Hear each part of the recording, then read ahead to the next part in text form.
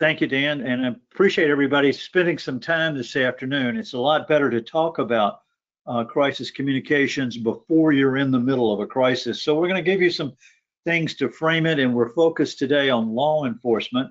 Uh, Obviously, though, that's under great scrutiny with everything that's going on across the country. And when you think about crisis communications, your words matter. What you say is going to make a difference. And you can see a bunch of issues on the screen there, and including a person holding a microphone, somebody with a gun, crowds and areas, and hashtag Me Too. There's a lot of emotion going on in a variety of areas, and law enforcement is directly impacted by that. When we think about these things, hang on, my computer didn't want to advance. There it goes. If you see this happening outside your office and lining up to have microphones in an interview, you know something is up in your area. And so your first thought is, oh my gosh, what's happening? What do I need to do?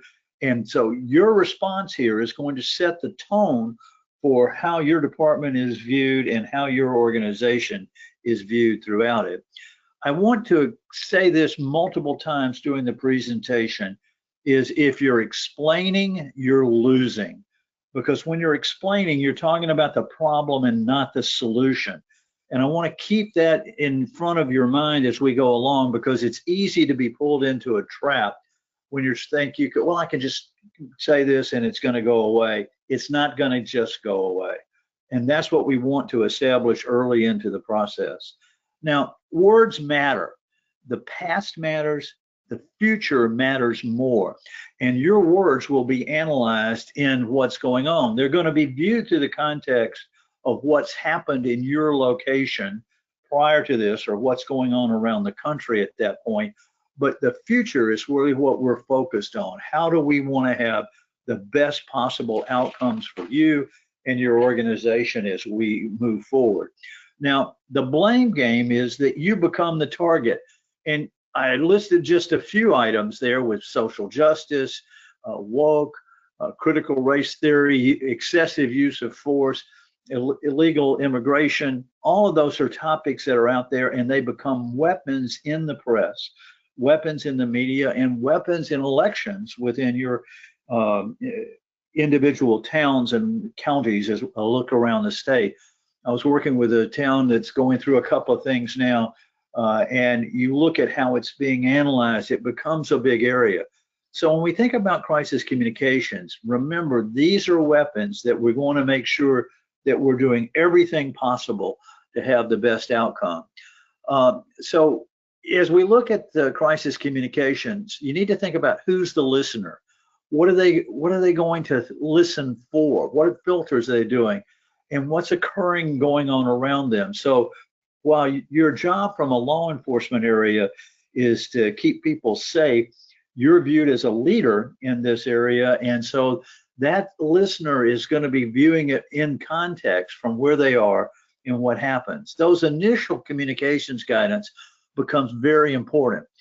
Understand that a crisis is different than most every one of the events that you're going to face. And the second item there might startle you. Most of what you learn initially is wrong. Somebody's going to come and say, hey, we didn't know anything about this. And it turns out, yeah, you did. Well, we didn't do anything wrong. Well, yeah, you did. And so as you think about that, you're coming from this, so it's different. You're going to learn the information you initially pick up around it is wrong. So that means that our first comments, we have to be very specific as we speak. These events can be very traumatic, particularly if loss of life is included in this.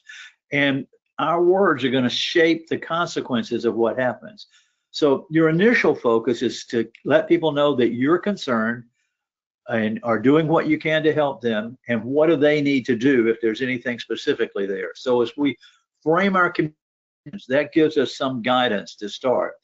So we're going to talk about a lot of things today, and it's a long slide deck. I apologize for that, but it's going to give you good reference material to think back. We're going to talk about crisis and what defines a crisis. We'll talk about your role, transparency versus open book. We're going to also go through the ABCs. We'll give you some insight into crisis traps that you'll be placed into, crisis communications. what a crisis spokesperson needs to focus on, tools that are available to you. And the great thing is that all of these tools are available at no cost. That fits your budget pretty well into those areas. We'll talk about the 4 crisis stages: before, imminent, during, and after. Before is an area where we can give you tools to look at and training. Imminent, we can help with prevention.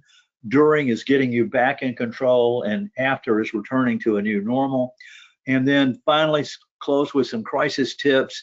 And I'll read you a crisis risk Miranda warning that's a little different than the Miranda warning that you're using at that standpoint. As you see on the screen, crisis is defined by loss of control and significant negative stakeholder impacts. If you're in control, then you're not in a crisis. You might have an event, you might have something else, but it's not a crisis. So it's the loss of control combined with negative stakeholder impacts that are coming in. So that's the environment that we're in. And so it's a different one than what you normally are facing in those areas. And having processes and procedures by which you respond to those becomes absolutely critical within the area. So listen, dandelion, if you've got a dandelion in your yard and it has one of those popping up, you're going to have a lot of dandelions. And that's the same thing with a crisis. It spreads. And as it spreads, more things start to grow. And we want to be able to deal with that. Now, in these situations, there are going to be questions that you should expect.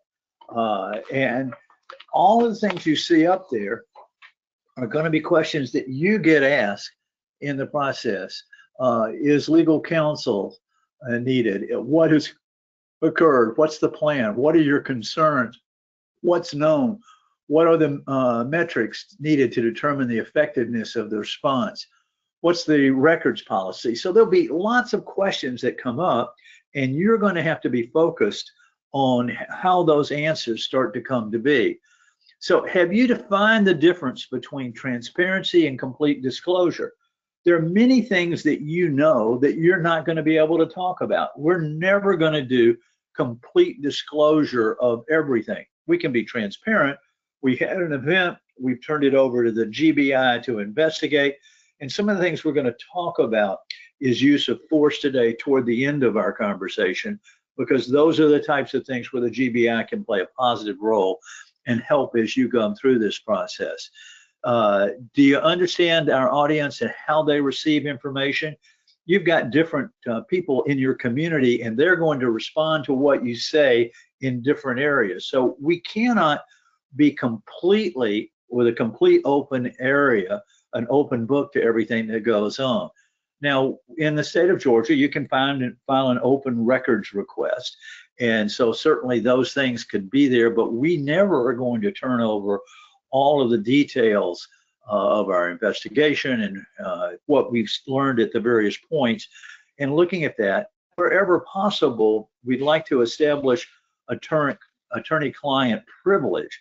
So if you're having a meeting and having an attorney involved in it, it gives you the opportunity to say, well, this is an attorney-client work process product, and we're available associated with that. And so one of the lines that you can use is, as you can appreciate, I can't talk about an open investigation. I cannot talk about the legal decisions that have been made. And that gets you out of having to get into discussions that could jeopardize your case and change the direction that you're going. Now, this is a general disclaimer around this. If you're using or sharing the tools here in anticipation of litigation or trial, it's strongly recommended that you consult with your organization's legal counsel at the earliest possible time. State and federal law contains specific requirements that must be met to invoke attorney-client privilege. Now, the client privilege here, we're talking about your role as chief, or your people's role in what they're playing, an exemption from production or disclosure as part of the discovery process.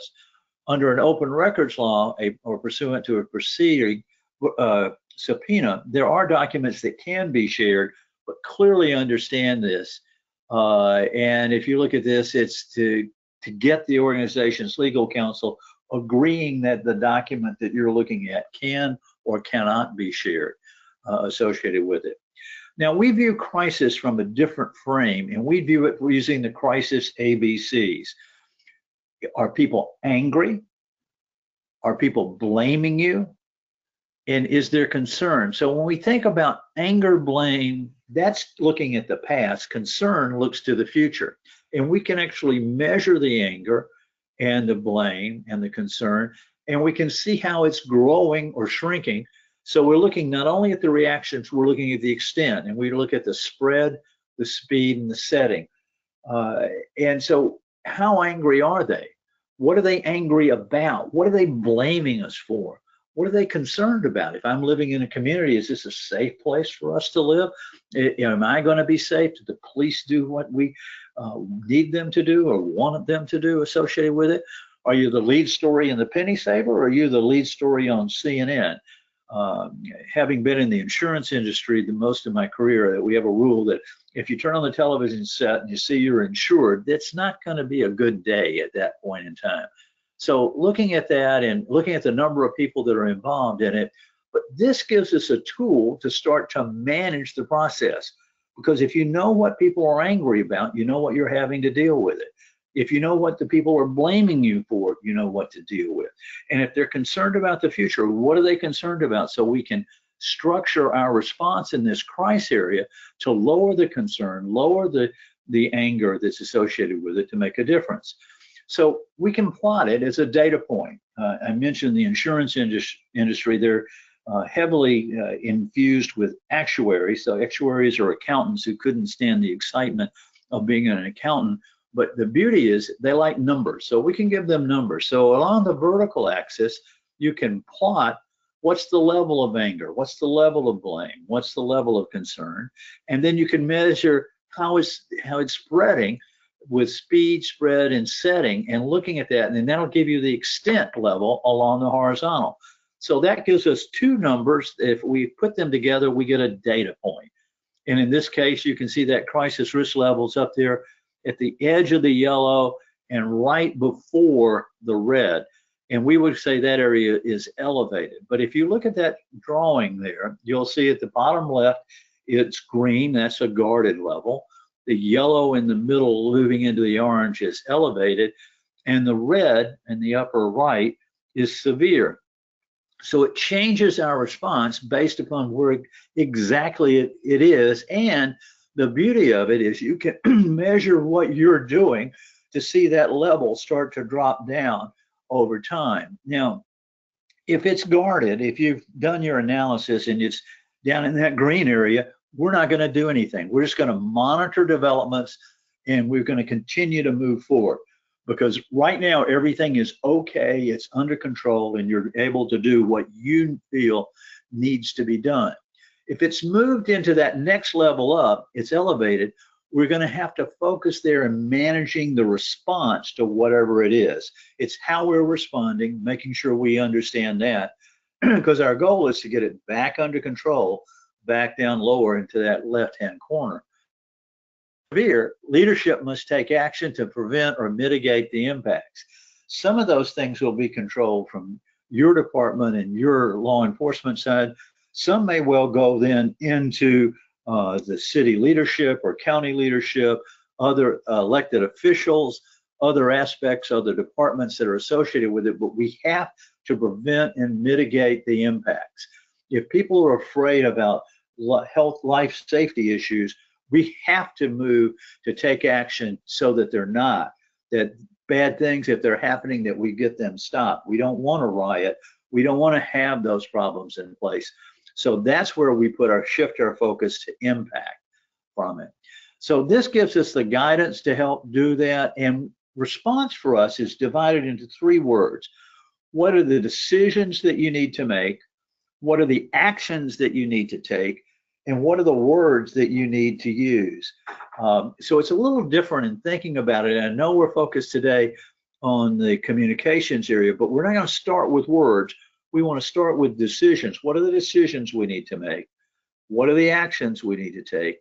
And then finally, what are the words that we're going to use in establishing control? And your leadership will play a critical role through that process. Now, in the tools that we have and provided for you and have access to you, we give you the ability to start to figure all this out, and it's called an alert report. And you see the information that comes in is what happened, what's the circumstance, what's the description around it, what people are involved internally, what people are involved externally associated with it, what's happening from an anger, a blame, and a concern level, what's going on about the extent, speed, spread, and setting, and plotting that all together. So now you have a document that gives you the ability to start to understand and focus in answering the questions that need to be dealt with and carrying it forward. It also gives you a tool if you're dealing with others in your entity, the other elected officials, the individuals that serve and support the city or the county. You have something specifically to communicate and share those elements with. Now, as we move on, we know that we're not isolated. We are traps that will occur as a result of these things, and we want to show to you what some of those are. First of all, whatever it is going to come as a surprise.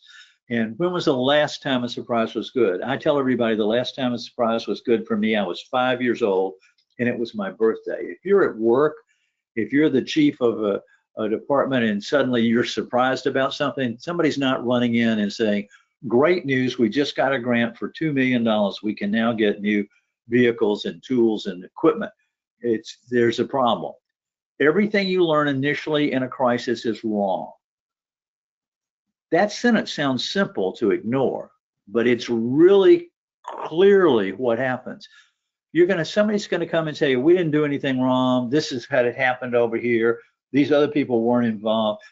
All of that's going to turn out to be wrong as you continue into that crisis. And so you want to be prepared to recognize and what do you need to do to verify the information that you've gotten early in this process. Now, if you're in a crisis, if you're explaining you're losing, now I told you I was going to tell you that a bunch, and I'm trying to keep my word to you to promise to stress that, because you need to, it's the trust but verify concept here to understand it. The media is not your friend. Their goal is to sell advertising. Well, I know the people that own the local newspaper, they're going to support. No, they're not. They're going to try to sell more paper.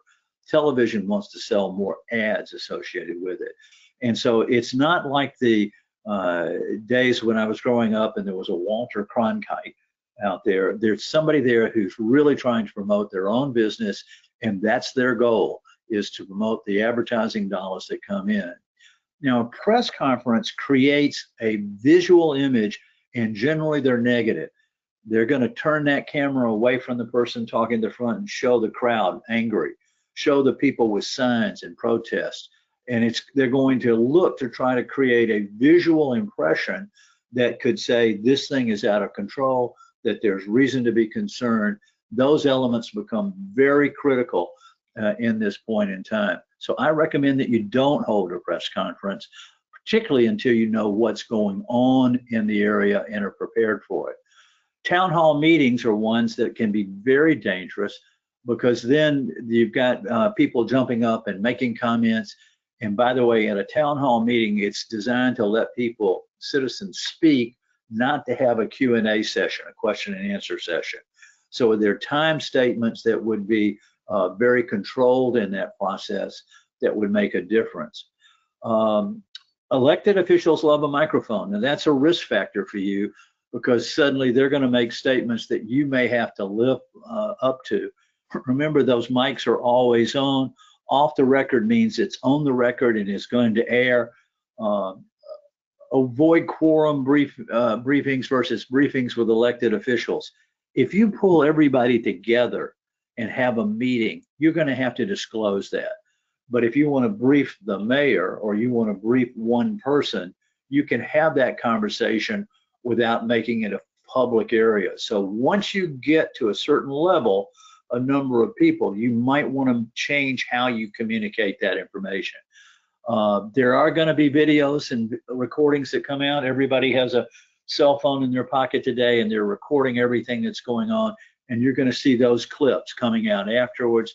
In social media, everyone's going to talk about it.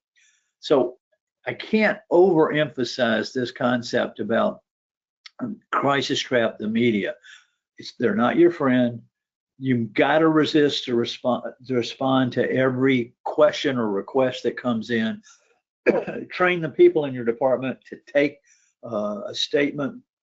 Someone calls, what's their name, what's their radio station, what's their television station or newspaper, what's their confirmation, their contact information, and the most that the employee should say, I will pass this information on, and not say, and they will call you back, because we're not going to be calling back. But it's good to know which reporters are involved so that we can monitor social media and see what the story is that they're building so that you're better set up.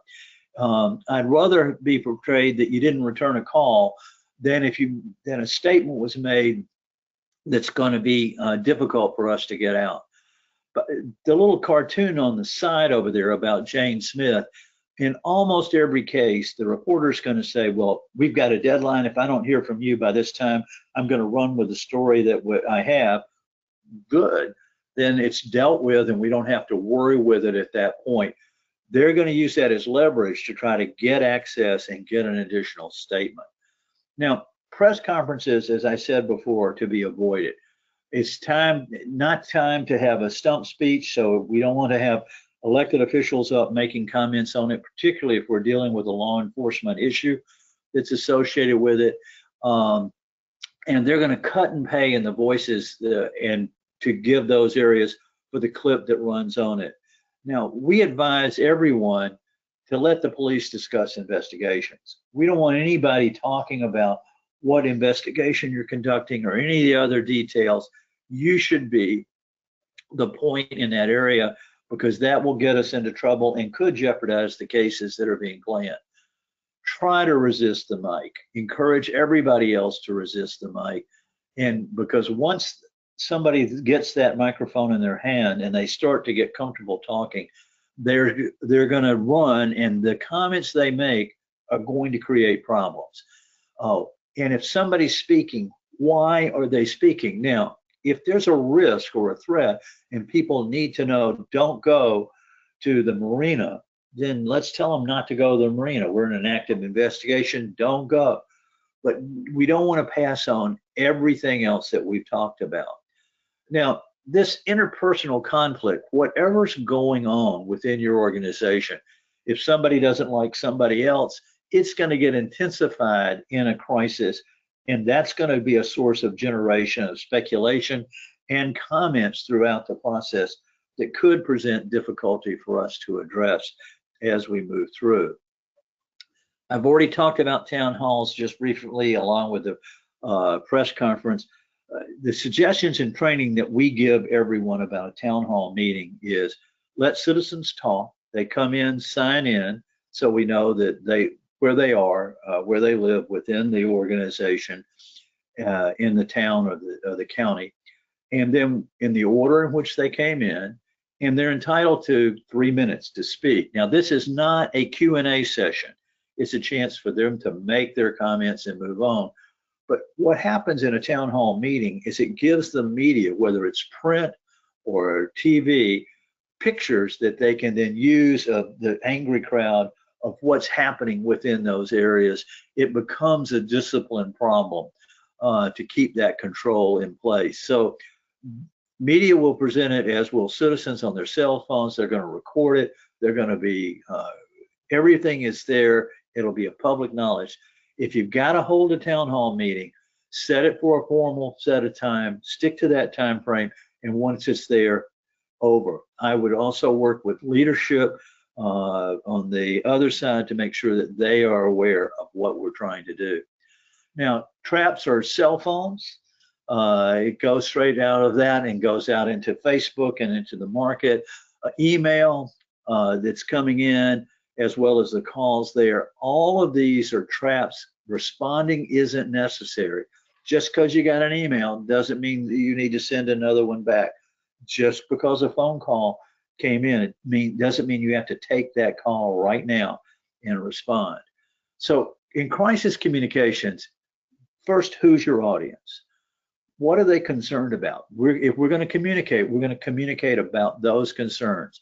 So tailor the message the messenger and the medium that you use to get that out into them.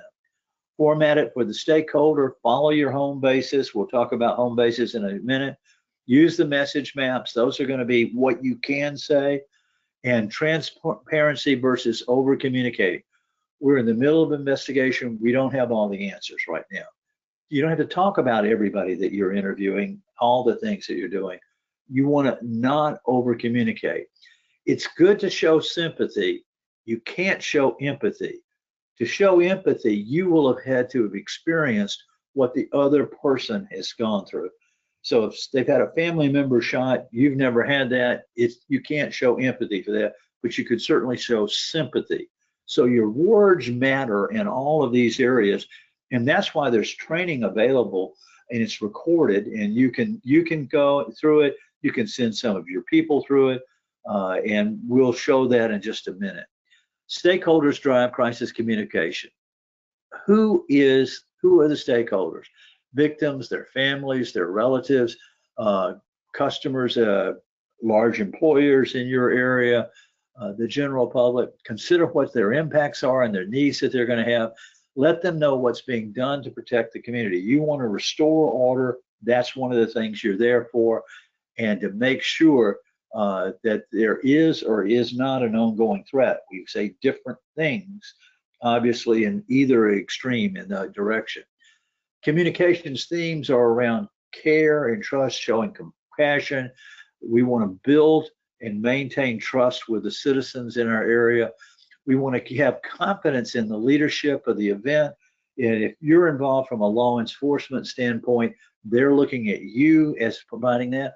But you may be involved in something that's beyond the law enforcement, but you're giving the order of maintaining around it.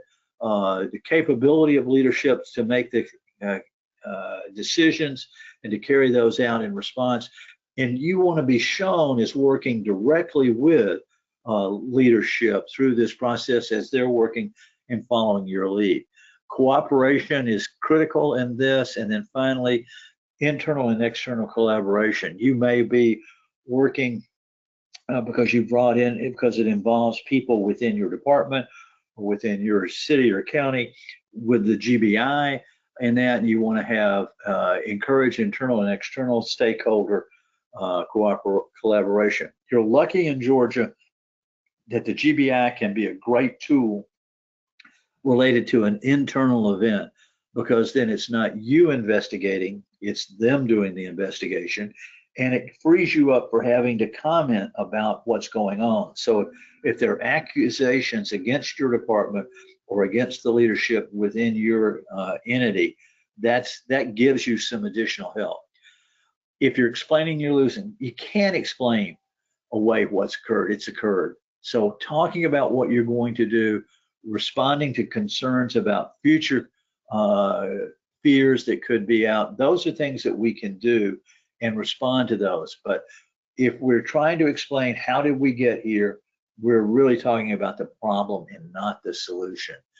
Now, everybody's going to say, we got to get out in front of this thing. We got to be talking about it, and so there's great pressure for you to communicate. We have a rule of 5. When somebody comes to you and says, we need to get out a statement or a press release on that, I would like you to ask them why. And they'll give you a reason, probably pretty good. Then I would like you to ask why the second time. Well, they'll give you something, not as good as the first thing they said. Then ask why the third time. They'll strain a little. They may partially come up with some statement. Then you ask why again, they're stumped. And that fifth why, they don't have a reason why you should talk. If they give you strong reasons and they're valid all the way through, you better be talking about this, because it's pretty bad. But it's generally going to mean that we don't have to talk now about it, because somebody's going to say, we got to get in front of this. We got to go. Why is a good way to keep you in control and understand, and the issues they raise then will help focus what it is we're going to talk about. Strategies for effective communications. There are 2 things that we focus on: home bases and message maps. Home bases are pre-prepared messages that you can say regardless of what's happening in any area, and that's going to be our go-to area. And then message maps or about individual problems that are built within it. So home bases are safe to be used at any particular time, and I'll show you the themes that they resonate around. So let's look at those right now. First, what defines your organization? That could be your department, it could be your city, your county, the vision, mission, and goals of the organization. It'd be good to have a mission statement for your department. It could be up on your website or on your Facebook page, and that's what defines who we are and what we operate on. Second, we're going to invent the future. We're going to make sure that what occurred will never happen again. And last, we're going to embrace the families and those directly impacted. Those are home bases and can be used in every situation. So I would encourage you to work on that mission statement and have that ready. And then now you've got 3 things you're saying, and look how much better it is to say those than no comment, because you've actually said something. It defines what your organization, what you're going to be doing going forward, and then emphasis on the people with the problem. Message maps are clear, concise statements to deal with particular subcomponents on it. Again, we're going to start with why are you communicating? Understanding that becomes very critical in the process as it lays out. Identify what you need to do to correct any misperceptions. Keep the message simple and soft, and document in writing the recommended messages, the channel and delivery, and practice delivery. If you're standing there in front of a camera and a microphone and something terrible's happened and it's affected your people, that's an emotional time. It's hard to do that. So you've got to be able to practice being able to get that message out. And if someone else in your department is responsible for that, they would need that training to support within it. So message maps, give you the details. What happened? Well, there was an allegation that blah, blah, blah. And then once you answered that message, you'd shut up. If they continue to follow up on it, you go, well, we immediately began to investigate what occurred. So now you've given, here's what it is, this is what we're doing about it. When did you learn about this? Well, we learned about this on Friday. And you shut up. If they continue to push on that, you go, upon learning of those events, we retained the GBI to do an investigation. We appointed Lieutenant Smith to investigate what occurred. And you notice that these are given medium verbally as opposed to in writing and sending out. And then last, were the actions of the organization could have taken to prevent this from happening? Well, we have policies and procedures around that. We determined what was known and when. We have commenced an investigation through a third party. And then finally, we practice continuous improvement, and we will learn from that. You'll notice that if there are multiple answers that you work out as you're trying to see what the questions are, then you give one answer, that first key message, then the second, then the third, if the first didn't close it out. If the second closes it out, you don't go to the third. If the third doesn't close it out, then what you're doing is moving back to your home bases. This keeps you in control and prepared. I'd like you to prepare the home bases in advance so that we're together. And then if you think about the type of things and challenges that you've had in the past, then you could even come up with some of these message maps in advance. That's a supportive role that's going to make your life work much better. Did I mention I'm not happy with the media? The media is always looking for a controversy, and that's what they want to play up. If you have to communicate directly to the citizens in your town. Post it on the website, put it on a social media area, call the pastors in town and share with them what's going on. Whatever tools that you have to directly access, I trust you to completely be able to carry that forward instead of relying on the media that has a profit motive to see that there's more unrest. We want you in control. That's our goal at each step along the way. If you must talk to the media, don't. I probably haven't said that yet, have I? I think that media is a trap. Don't go there. No comment generates more questions instead of, as I'm sure you can understand, we cannot communicate about an ongoing investigation. So that's at least gives an answer that you can call it. Tell them what you want them to hear. What I can tell you is we're working 24 hours a day. We've got everybody in. Whatever you can make as a positive statement. Only state facts, no opinions. In my opinion, I think, or I believe, or I assume, I hope, only state facts. And on another slide, I'll say this, but I want to say it here too. You can never tell a lie. Once you tell a lie, that's going to come back and bite you, and it's going to create a bigger problem for us along the way. So we're going to talk about some crisis tips, and that's going to be along the lines that we have been speaking. And before we get into the use of force, I wanted to give you some general background. Every crisis needs a general. If you're the head of the law enforcement in your area, congratulations, you're the general. Every crisis is a human crisis. Who are the stakeholders? Who's been impacted about this? Someone wants the entity to speak. The mayor's saying, hey, we need to get out in front of this. We ask why. That'll slow that down some for you to give you a chance. We want to talk about what's being done, what do people need to do. Those are safe areas to talk about. Targeted response directly to the stakeholders, not to the media. So use the channels that you already have so that you remain in course of the message and they don't clip out the message that you wanted. So use the website, use Facebook, carry those messages out. And that if the phone rings and one of your employees answers the phone, they're not a spokesperson for the entity. All they can do is take a message and we'll pass that on. And if they're speaking with the media, whether it's face-to-face or over the phone, give me your information and I will pass that on. And that keeps you in control. I am a big fan, as I mentioned earlier, to the GBI. If there's something that involves people within your organization, having the GBI do the investigation gives you distance and gives you a chance to monitor it and be better prepared within it. Look at the training that's available through your insurance carrier, the types of training we're talking about today, and the tools that will give you access to so that you can be prepared. No comment is a phrase you need to drop. As you can appreciate, what I can tell you is know and leverage the entity's mission statements. That's those home bases. Monitor open source intelligence.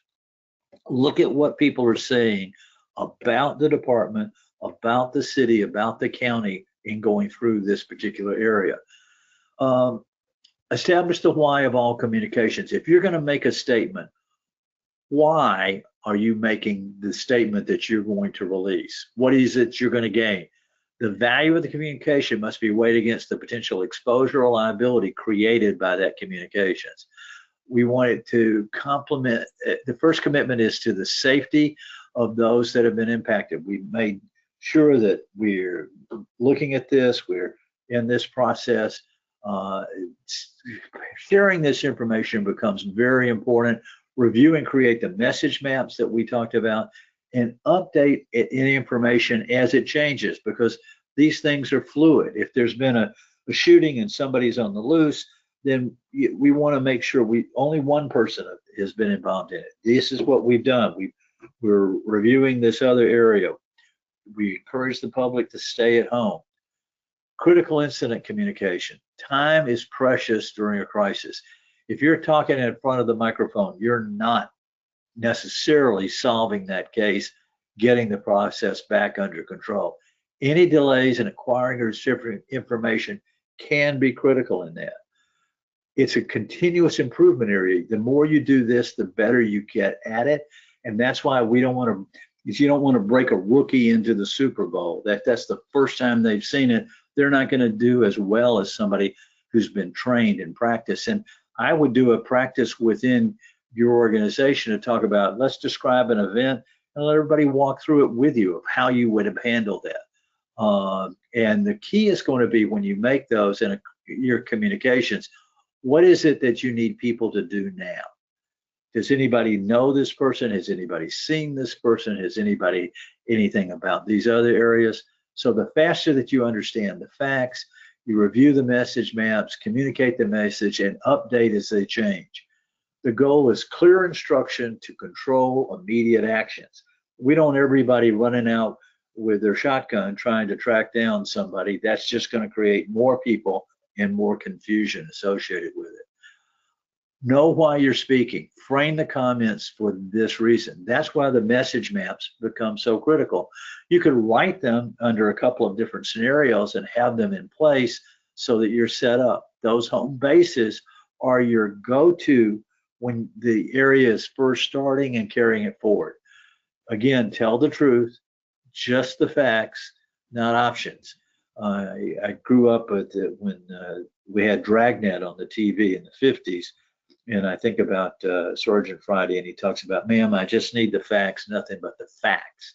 So if you're speaking at this point, you want to be emphasizing those facts, and you're not trying to put a spin on it.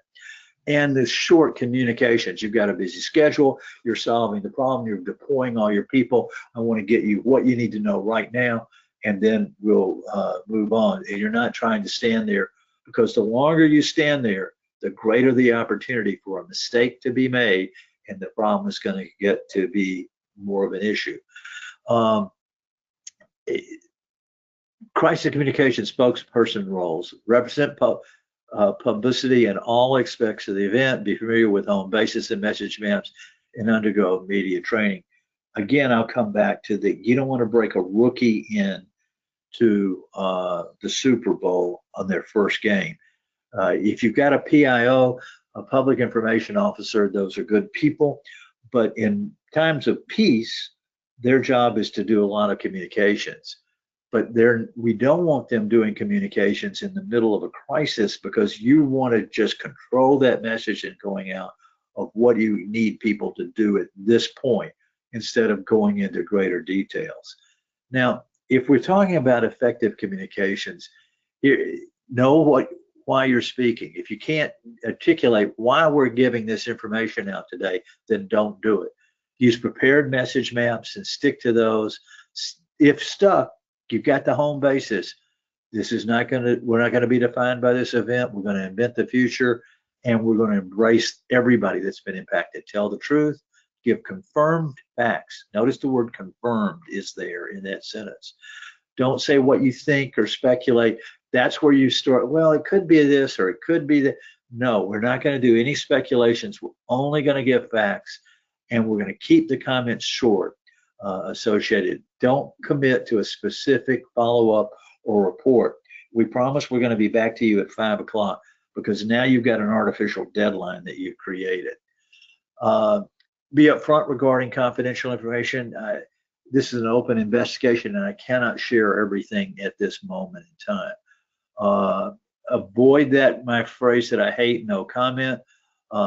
You don't say legal will not let me speak. What I can tell you is, and then whatever you can say, as you can appreciate, I can't talk about an ongoing investigation. As you can appreciate, I can't talk about the legal aspects at this time. Give them credit, but don't get pulled into that trap. Speak to the concerns that you know that people are aware of, because every crisis is a human crisis. Personal language, use that, and acknowledge emotions. As you can appreciate, this is hard. This affected us and our people, and do not choose words to describe how the victims and their families may feel, because you don't know. You're not in that situation. You want to be careful of what you want to. It's not a time to just wing it. You want to be under control. Positively receive communications. If you are open, your hands are open to the side so the palms are up, that's going to show sincerity. Speaking outdoors is great because it's dedicated, hard work, involved and concerned. You'll notice it says with a low wind. If you got a heavy wind and you're having to scream, it's going to look bad. Hand to your chest or region. If you put your hand on your chest, we believe, we're dedicated to this, we're sincere. Erect posture, this is where you want to look standing straight up, controlled, self-assured and caring, enthusiastic, concerned, cooperative, and maintaining eye contact. If you've got a group of people that you're looking at, look over to the left and look back to the right, come back to the middle. That eye contact is going to help. Those are all going to make the comments that you make to be received more positively. Now, negative, poor eye contact, sitting back in a chair where you're leaning back, arms crossed across your chest. That basically means I'm not interested, I'm not caring, I'm not involved. Infrequent hand gestures. They think you're dishonest, deceitful, locking movements, pacing back and forth. Frequent hand to face contact is dishonest, particularly covering your mouth.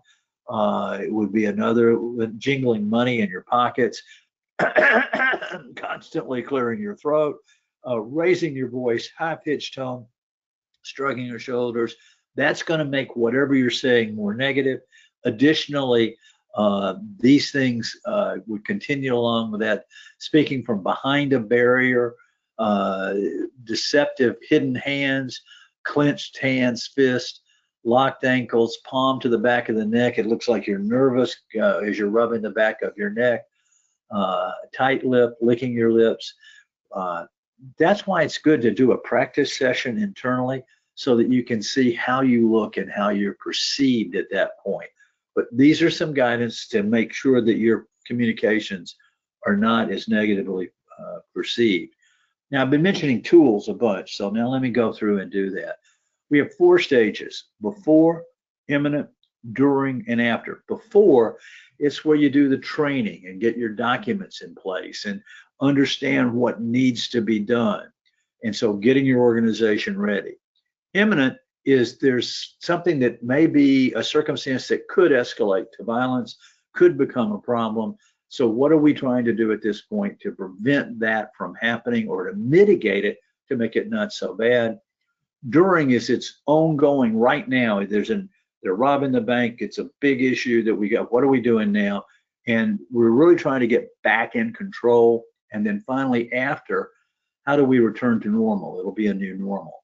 So there are tools available for your people and to have support for you and things that you might want to be a part of. We have a program that does training for crisis coordination. There's awareness for your people. There's an advisory program.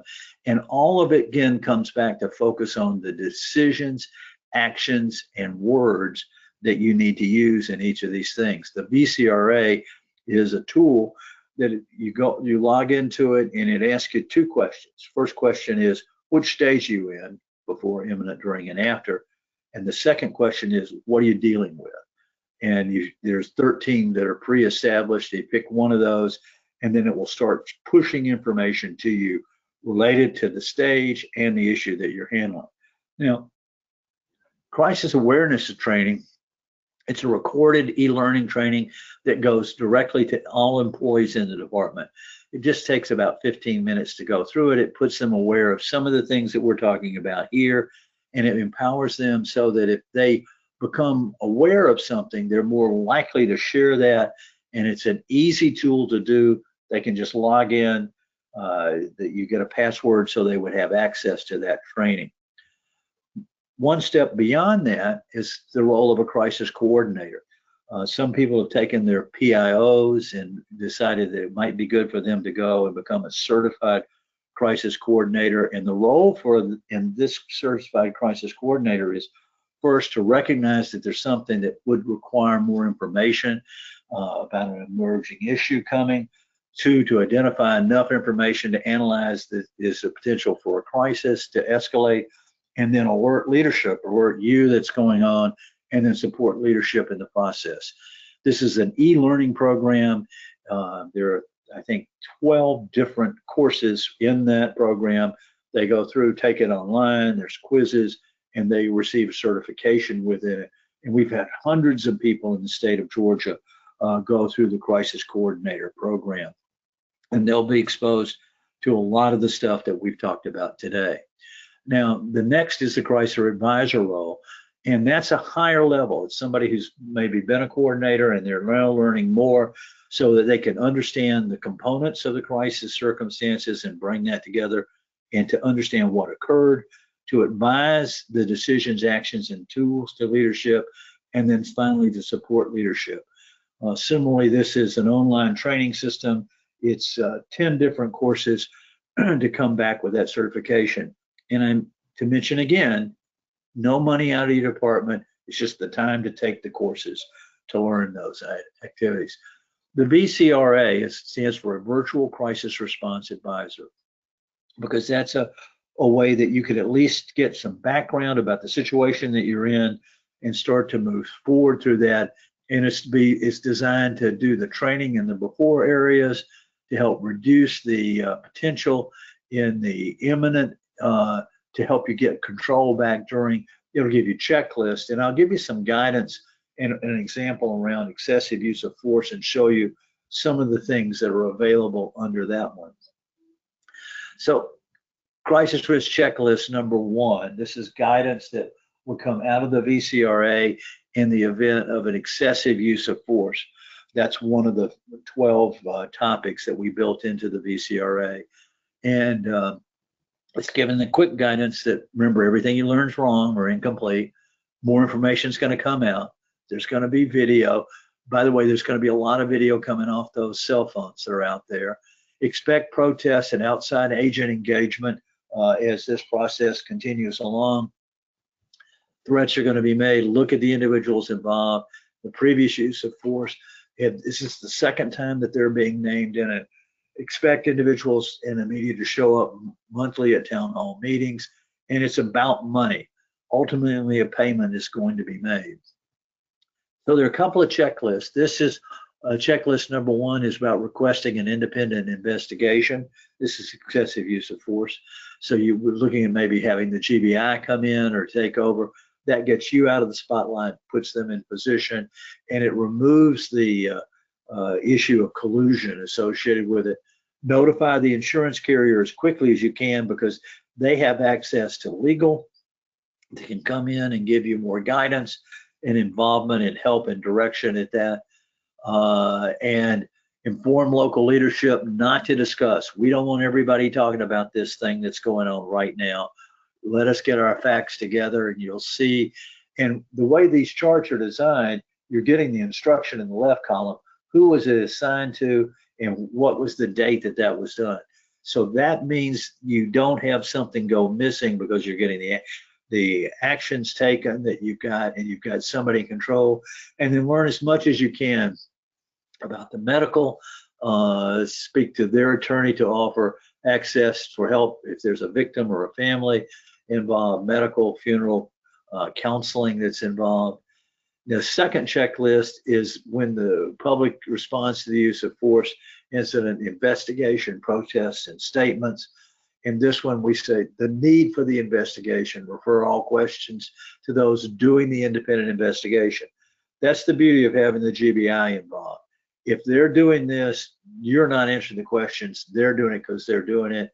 And as soon as there's a report, then you can make it public, make decisions and take actions based on the report, and obviously preserve the evidence. And then protest is a permit required. Expect media and third parties to come. Cameras are going to be there. Recommend that public officials not attend that protest or that rally or that officials, because that gives us another point of conflict and other informations.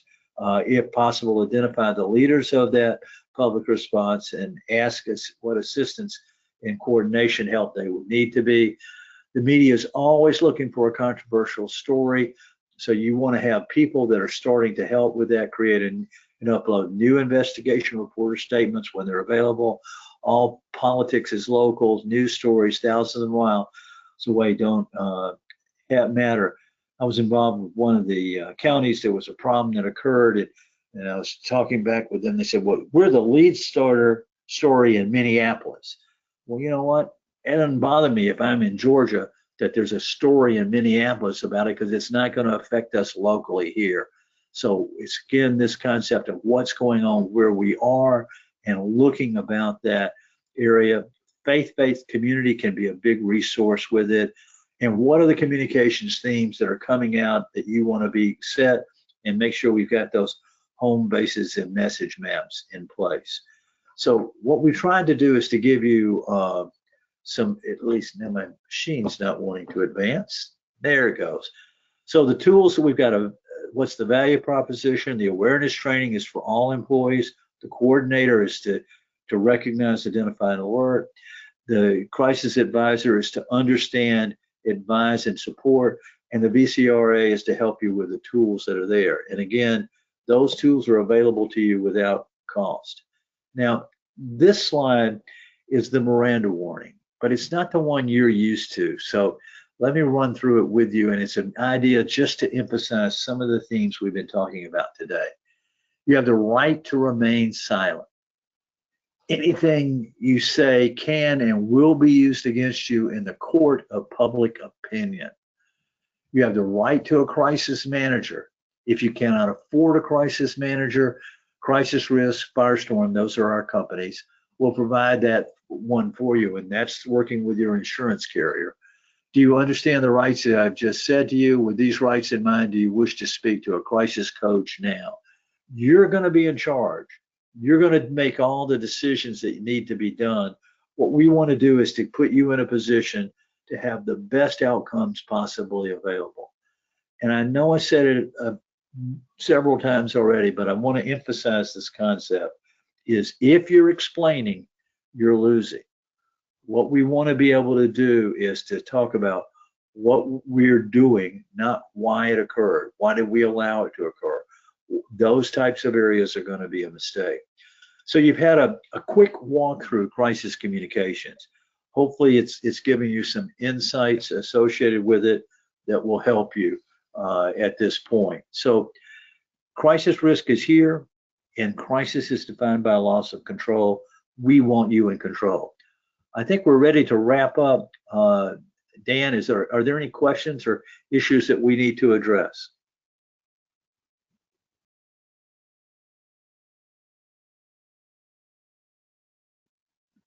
And I don't hear any. So hopefully we've shared some information. We did record this, and so it's going to be available, and we'll send out links if you want others in your organization to see it. Thank you for all you do. Oh, yeah, there you are, Dan. I missed you. Yeah, sorry, I pushed the wrong button. I pushed my mute or my speaker button versus my unmute button. But does anybody have any questions? Anything they want to talk about? Well, with that said, again, thank you so much, Jim. I really appreciate it. Thank you to all of you that have attended. As Jim was about ready to say, we will send out the recording to this webinar along with the presentation. So anything else, Jim, that you'd like to say before we part? I just want to thank everybody for the job that they have.